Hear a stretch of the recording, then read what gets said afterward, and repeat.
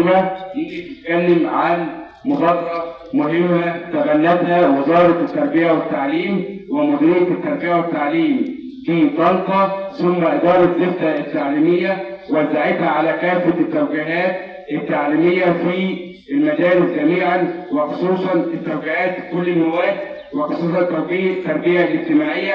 هنقدم برنامج إذاعي مبسط عن مبادرة أما تبنتها أسرة مدرستنا كفر ميت الحارون، وبالاشتراك مع مدرسة سراج الدين تحت عنوان مبادرة هامة اسمها حضورك تفوقك.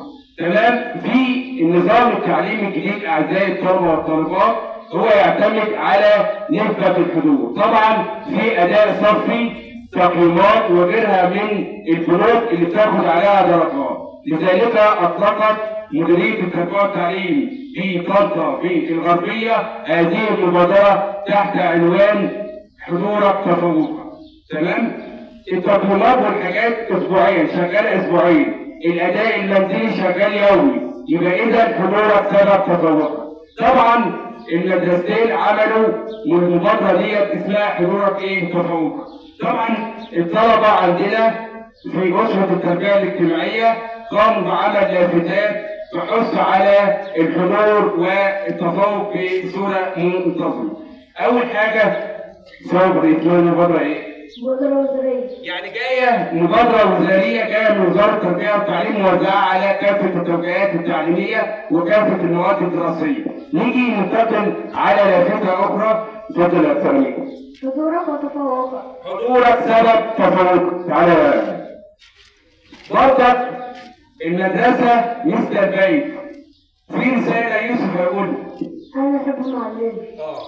طبعا طالما في حب وود في المدرسة الطلبة بيواظبوا على الحضور، يبقى دي رسالات موزعة. نيجي بقى على اتفضل. التعامل في المدرسة. دي نقطة مهمة يا جماعة. التعليم مهما وصل في المدارس وليس المنازل. رفع يافطة اسمها تعليمي في مدرستي وليس منزلي. مهما كنت متفوق يبقى التعليم في المدارس فقط. نيجي بقى على ومارس هواية.